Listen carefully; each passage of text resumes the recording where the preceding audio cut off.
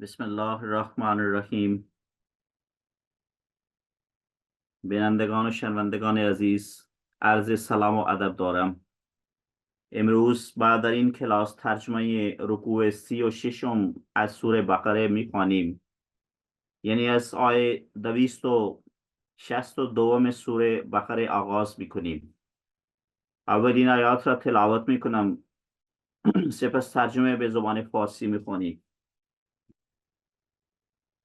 بسم الله الرحمن الرحیم. اعوذ بالله من الشیطان الرجیم. بسم الله الرحمن الرحیم. مثل الذين ينفقون أموالهم في سبيل الله كمثل حبة أنبتت سبع سنابل في كل سنبلة 100 حبة والله يضاعف لمن يشاء والله واسع عليم. الذين ينفقون أموالهم في سبيل الله ثم لا يتبعون ما أنفقوا منا ولا أذى لهم أجرهم عند ربهم ولا خوف عليهم ولا هم يحزنون. قول معروف ومغفرة خير من صدقة يتبعها أذى والله غني حليم. يا أيها الذين آمنوا لا تبطلوا صدقاتكم بالمن والأذى كالذي ينفق ماله رئاء الناس ولا يؤمن بالله واليوم الآخر فمثله كمثل صفوان عليه تراب فأصابه وابل فتركه صلدا لا يقدرون على شيء مما كسبوا والله لا يهدي القوم الكافرين. ومثل الذين ينفقون أموالهم ابتغاء مرضات الله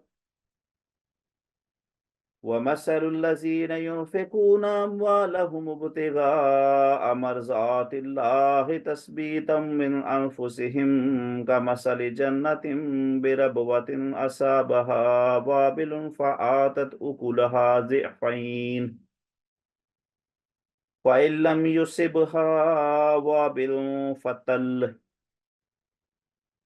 والله بما تعملون بصير. أيود أحدكم أن تكون له جنة من نخيل وعناب تجري من تحتها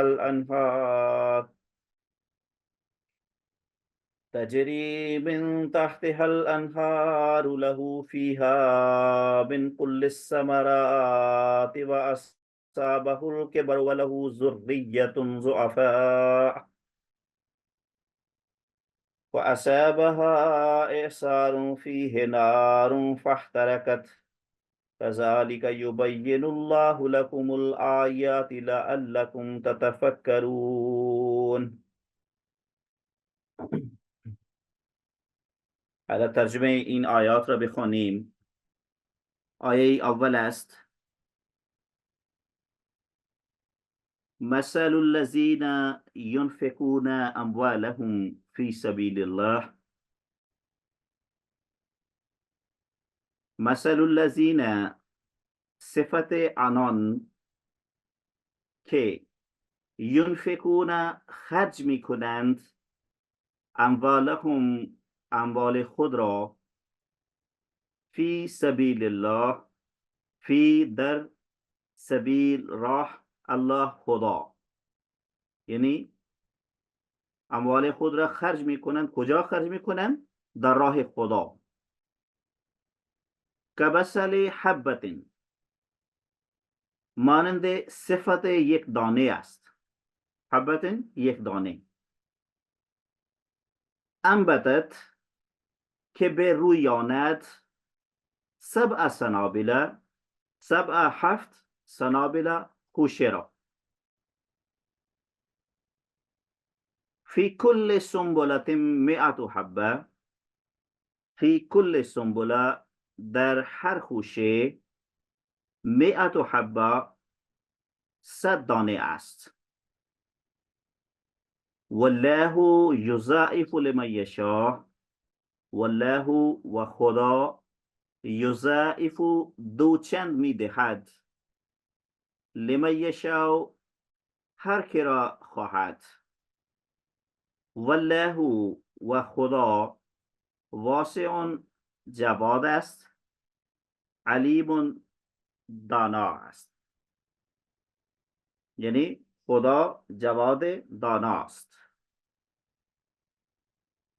صفت آنان که خرج می کنند اموال خود را در راه خدا مانند صفت یک دانه است که به روی آند 7 خوشه را، در هر خوشه 100 دانه است و خدا دو چند می دهد هر که را خواهد و خدا جواد دانا است.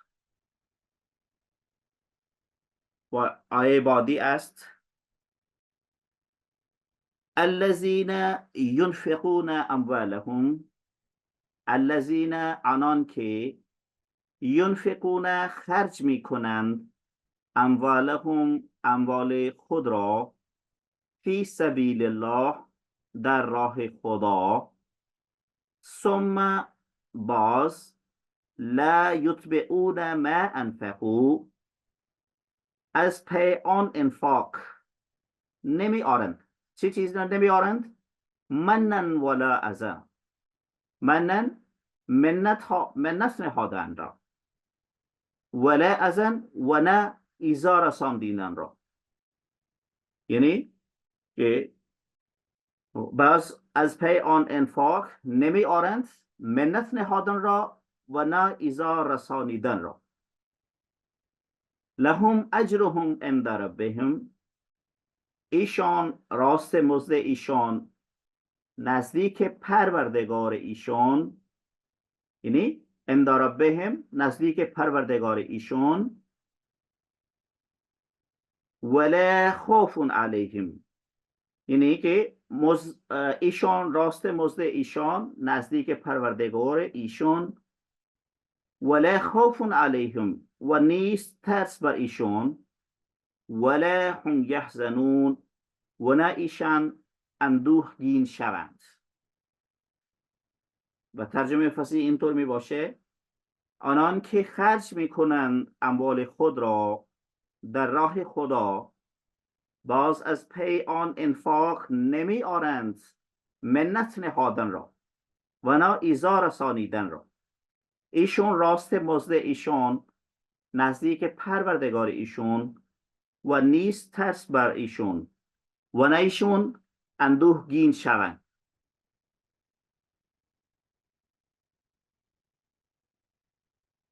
و آیه بعدی است قول معروف و مغفره، قول معروف سخن ملایم گفتن، و مغفره و درگذشتن، خیر بهتر است. یعنی قول معروف و مغفرتون خیرون، سخن ملایم گفتن و درگذشتن بهتر است. من صدقه از آن خیرات، یتبعها اذن که از پی آن ازرده کردن باشد. والله غنی حلیم، والله و خدا غنی بی نیاز است، حلیم بردبار. این ترجمه فصیح این آیه اینطور است که سخن ملایم گفتن و درگذشتن بهتر است از آن خیرات که از پی آن ازرده کردن باشد و خدا بی نیاز است، بردبار است.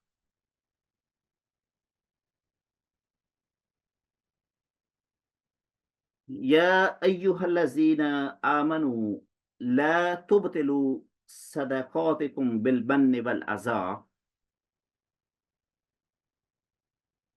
یا ایها الذین آمنو ای مؤمنان لا تبطلوا تباه مکنید صدقاتکم خیرات خود را بالمن والأذى به منت نهادن و ازرده کردن، یعنی با این چیزها خیرات خود را تباه مکنید.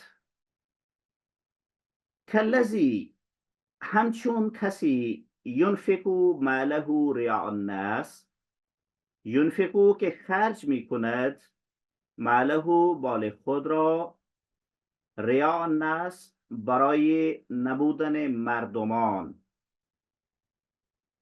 ولا یؤمن بالله والیوم الآخر و ایمان ندارد به خدا و روز قیامت.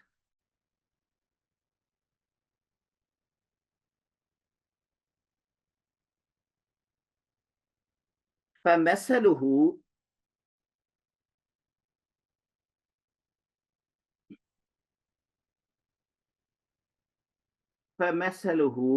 پس صفت او کمثل صفوان مانند صفت سنگ صاف است، علیه تراب که بر وی باشد اندک خاکی.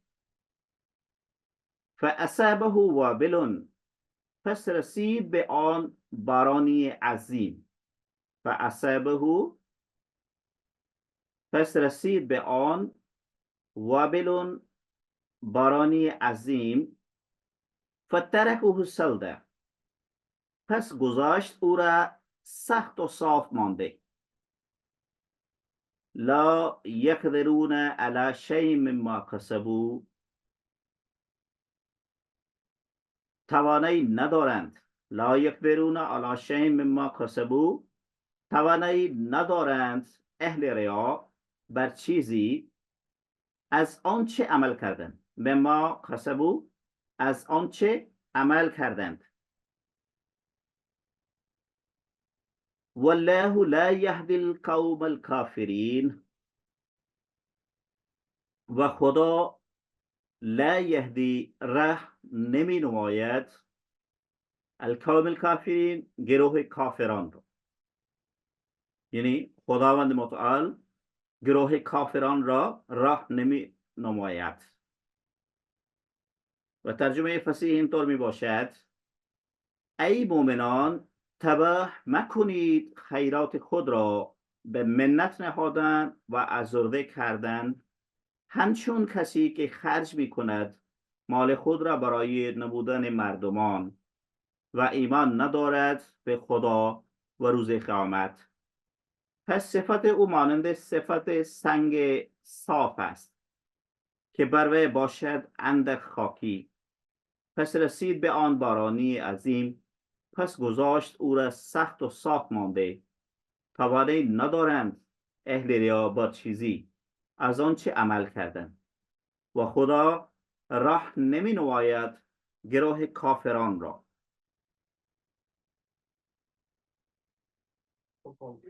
و مثل الذین ينفقون اموالهم ابتغاء مرضات الله و مثل الذین و صفت آنان که خرج می کنند اموالهم ابتغاء مالهای خیش را ابتغاء مرضات الله از جهت طلب رضامندی خدا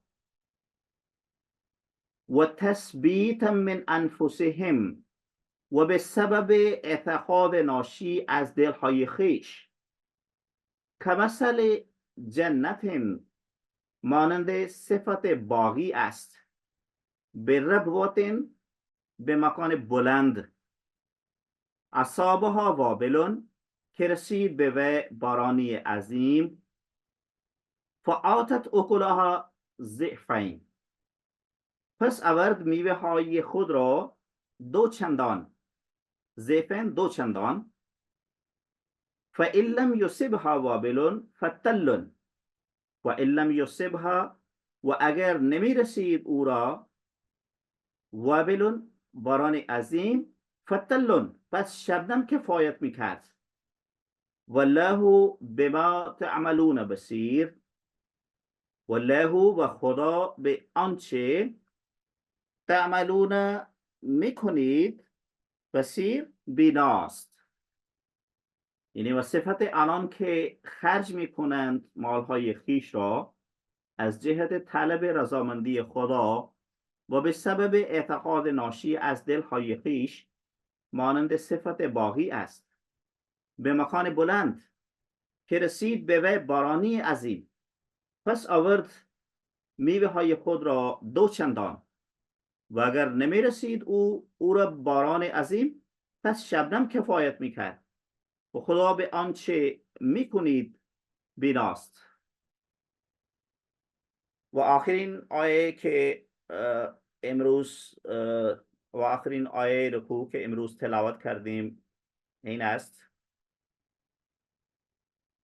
ایودو احدکم، ایودو آیا دوست می دارد، احدکم یکی از شما، ان تکون له جنتون که باشد او را باغی، جنتون باغی یک باغ، من نخیل از درختان خرماها، یعنی که باشد او را باغی از درختان خرما، و عنب و انگور، تجری من تحتها الانهار می رود زیر آن جویها، الانهار جویها، له فیها من کل الثمرات مر او را هست در آن باغ هر جنس از میوه ها، من کل الثمرات از هر جنس از میوه ها، و اصابه الکبر و رسیده باشد او را کلان سالی، و له ذریة ضعفا و له و باشد او را اولاد ضعفا نتوان، فاصابها اعصار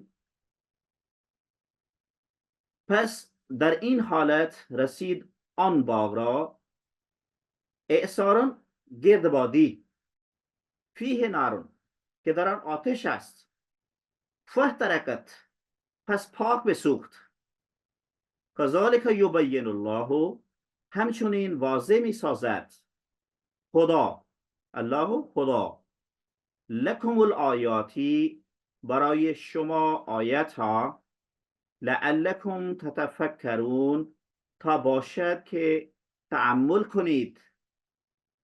و ترجمه فصیح اینطور میشه: آیا دوست می دارد یکی از شما که باشد او را باغی از درختان خرما و انگور، می رود زیر آن جوی ها، مر او را هست در آن باغ هر جنس از میوه ها، و رسیده باشد او را کلانسالی و باشد او را اولاد ناتوان، پس در این حالت رسید آن باغ را گردبادی که در آن آتش است، پس پاک بسوخت، همچنین واضح می سازد خدا برای شما آیت ها تا باشد که تأمل کنید. بینندگان شنوندگان عزیز، این رکوع یعنی رکوع 36 سوره بقره که امروز آغاز کردیم تمام شد. حالا از شما اجازه می خواهم. السلام علیکم و رحمت الله و برکاته.